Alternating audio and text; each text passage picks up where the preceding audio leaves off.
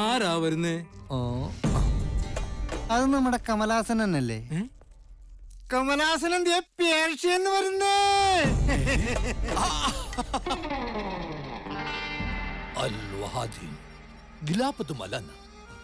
ഒടുവിൽ ഞാൻ എന്റെ മാതൃരാജ്യത്തിലേക്ക് മടങ്ങി വന്നിരിക്കുന്നു. എന്റെ കമലാസനാ. എന്താ ഇത്?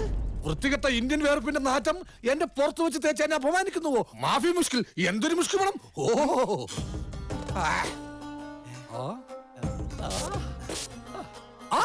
അപ്പു മേസ്ത്രിയോ? ഇത് മേസ്ത്രിക്ക് ഇരിക്കട്ടെ. ഇതുപോലെ പളപള മിന്നുന്ന ഒരുപാട് കുപ്പായങ്ങൾ ഇനി മേസ്ത്രിക്ക് തയ്ക്കേണ്ടി വരും.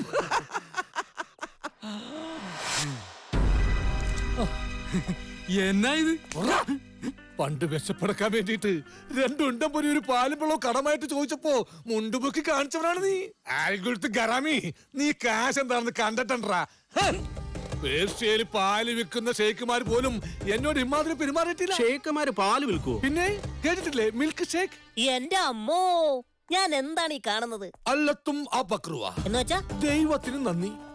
ഞാൻ ജോലി നോക്കിയിരുന്ന ഷേക്കിന്റെ പറമ്പിൽ ഒന്ന് കുളിക്കാൻ ഇത്ര വെള്ളം കിട്ടുമെന്ന് അറിയാൻ ഞാനൊന്ന് കുളിച്ചു നോക്കിയതാ. അപ്പോഴാണ് ഷേക്കിന്റെ പറമ്പ് മുഴുവൻ എണ്ണപ്പാടോന്ന് അറിയുന്നത്.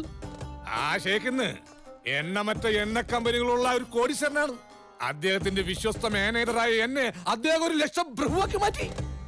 അവിടെ എല്ലാവരും എന്നെ ബഹുമാന സൂചനാർത്ഥം അൽ കമലാസൻ എന്നാണ് വിളിക്കാറ്. ഈ അൽപ്പൻ എന്നുള്ളതിന്റെ അല്ലാണോ? താനാ സ്പ്രേയിങ് തന്നെ. ആ, നീ വെച്ചോ. പിന്നെ സ്പ്രേ അടിക്കുമ്പോ എവിടെയെങ്കിലും പിടിച്ചു നിന്നടിക്കണം, അല്ലെങ്കിൽ നീ പറന്നു പോകും. ഞാൻ പണ്ട് കടവും കടത്തിണ്ടയുമായിട്ട് കരയിൽ കറങ്ങി നടന്ന പഴയ കമലാസനല്ല. സ്വന്തം കാശ് കണ്ട് സ്വന്തം കണ്ണ് തന്നെ തള്ളിപ്പോയ പുതിയ കമലാസനൻ, അൽ കമലാസൻ. അസർബൈജാൻ.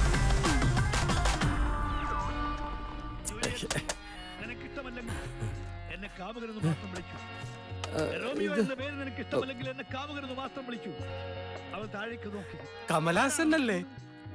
നീ ആളൊന്ന് മിനിങ്ങിയിട്ടുണ്ടല്ലോ. പളപളാ തിളങ്ങുന്ന ഷർട്ട്, കഴുത്തൊരു സ്വർണ്ണ ചെയിൻ, പാട്ടുപെട്ടി. സാംബശിവന്റെ കഥാപ്രസംഗം ഇല്ലേ കേൾക്കുന്നേ? സാംബശിവന്റെ കഥാപ്രസംഗം കൊണ്ടുവരാന്നുള്ളത് ഞങ്ങൾ പേർഷ്യക്കാരുടെ ഒരു ഹോബിയാണല്ലോ. അമ്മു, നീ അങ്ങ് വളർന്നു പോയല്ലോ. പറയുന്ന കേട്ടാ തോന്നും ചേട്ടൻ പെട്ട് വർഷങ്ങളായെന്ന്. എന്തായാലും പേർഷ്യക്കാരാവുമ്പോൾ അങ്ങനെ എന്തെങ്കിലും പറയണല്ലോ. അജയന്റെ അടുത്ത കൂട്ടുകാരനായിരുന്നിട്ടും അവൻ മരിച്ച ഒരാഴ്ച കഴിയും മുമ്പ് വിസ വന്ന് പോകേണ്ടി വന്നു. പേർഷ്യ ചെന്നിട്ടും നിങ്ങളൊക്കെ തന്നെയായിരുന്നു എന്റെ മനസ്സറിയേ. ഇതാ ഇത് വെച്ച്. എന്താ ഇതൊക്കെ? ചേട്ടനൊരു ഉടുപ്പിന്റെ തുണിയും ഉടുക്കാൻ കൈലിയും, അമ്മുനൊരു സാരിയും സ്പ്രേയും അത്തറും മോത്തിടാൻ സ്നോയും. ഫാറനൊന്നും കൊണ്ടുവന്നില്ലേ? സ്കോച്ചാ. ചേട്ടനുള്ള സ്കോച്ച് ഭദ്രമായിട്ട് എന്റെ വീട്ടിലുണ്ട്. ഇതൊക്കെ വാങ്ങിച്ച് കാശ് കളയേണ്ട വല്ല കാര്യമുണ്ടോ? ഒരു പാവപ്പെട്ടവനായിരുന്നെങ്കിൽ ചെലവ് ചുരുക്കി ജീവിക്കാമായിരുന്നുവെന്ന് ഇപ്പോൾ ആഗ്രഹിച്ചു പോവുകയാണ്. അല്ലെങ്കിൽ പിന്നെ നമ്മുടെ കാര്യങ്ങളൊക്കെ നോക്കി നടത്താൻ പറ്റിയ ഒരു പെൺകുട്ടി ജീവിതത്തിലേക്ക് കടന്നു വരണം. ആ സമയം വരുമ്പോ എല്ലാം ആലോചിച്ചല്ലേ പറ്റൂ. കാശ് സൂക്ഷിക്കാൻ ഭാര്യ തന്നെ വേണമെന്നൊന്നുമില്ല. ഇവിടെ പവിത്ര മുതലാളി പുതിയൊരു ബാങ്ക് തുടങ്ങുന്നുണ്ട്. പവിത്ര മുതലാളിയോ? ആരാണ്? ഈ കരയിലെ പുതിയ മുതലാളിയാ. ഞാനും മോളോട്ടൊക്കെ നല്ല ലോഹിത്തില. ചേട്ടന്റെ അത്ര പ്രായവും അമ്മുനെ പോലൊരു മോളുള്ള ആളായിരിക്കുമല്ലേ? അല്ലല്ല, ഇത് ചെറുപ്പം, നല്ല സുന്ദരൻ, കല്യാണം കഴിച്ചിട്ടില്ല. അയാള് ശരിയല്ല. നിങ്ങൾ നേരത്തെ പരിചയമുണ്ടോ? ഇല്ല, പക്ഷെ അയാൾ ഒരു ബ്ലേഡ് കമ്പനിയല്ലേ തുടങ്ങാൻ പോകുന്നത്. അത് ഹറാമാണ്.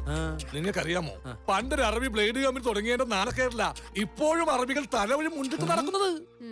കൂടുതൽ കാര്യങ്ങൾ അയാളെ നേരിട്ട് കണ്ടതിന് ശേഷം പറഞ്ഞു തരാം.